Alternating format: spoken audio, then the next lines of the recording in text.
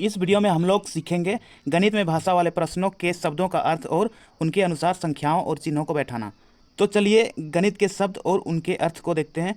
तो योग मतलब होता है जोड़, अंतर का अर्थ होता है घटाव, विभाजन का अर्थ होता है भाग, का अर्थ होता है गुना, भिन्न इसको x बट्टे वाई के रूप में लिख सकते हैं, जहाँ बट्टे के ऊपर वाले संख्या को अंश कहा जाता है और बट्टे के नीचे वाले संख्या को हर कहा जाता है। आय प्रति माह या फिर प्रति वर्ष किसी व्यक्ति की कमाई।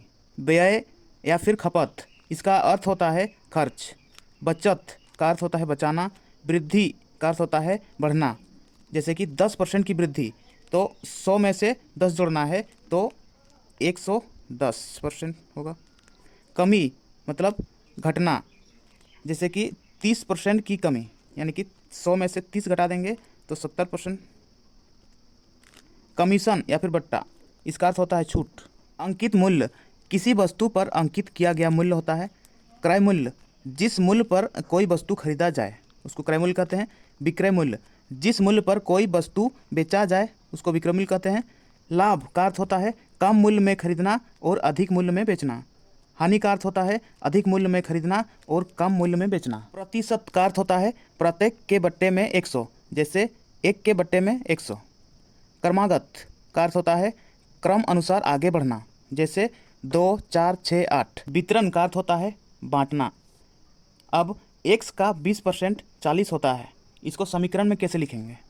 तो x का मतलब होता है गुना, 20% मतलब 20/100, 40 होता है बराबर 40, ऐसा लिखना है। ठीक। अब किसी संख्या का आधा, तो किसी संख्या मतलब x का मतलब गुना, आधा मतलब 1/2 बराबर x/2। किसी संख्या का 1/3, तो किसी संख्या को x मानते हैं, का मतलब गुना, 1/3 मतलब 1/3 बराबर x एक का x/3। किसी संख्या का 3/4, तो किसी संख्या को x मानते हैं, का मतलब गुना होता है 3/4 मतलब 3/4, यानी कि 3x/4। किसी संख्या का 5वां भाग, तो x का मतलब गुना, 5वां भाग मतलब 1/5, यानी कि 1/5। दो संख्याओं का जोगफल 5 है, तो दो संख्या x + y, दो संख्या का जोगफल मतलब जोड़ बराबर 5। दो संख्याओं का अंतर 3 है, तो x - y, अंतर मतलब माइनस होता है बराबर 3। दो संख्याओं का गुणनफल 6 है, तो दो संख्याओं का गुणनफल x × y, गुणनफल मतलब गुना होता है बराबर 6। किसी संख्या को 3 से भाग करने पर 4 प्राप्त होता है, तो किसी संख्या को x को अगर 3 से भाग करते हैं, भाग मतलब होता है बट्टा, ठीक है, तो 4 प्राप्त होता है बराबर 4, ऐसा भी लिख सकते हैं। एक संख्या x दूसरे संख्या y से 5 कम है, तो कम कौन है?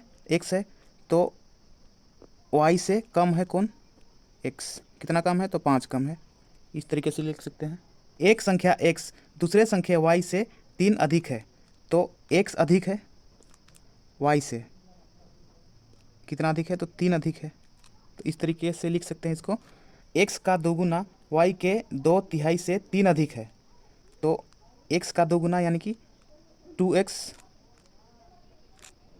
y के 2/3 मतलब y के 2/3, y 2y/3 से 3 अधिक है, 3 अधिक है, ठीक, बराबर 3।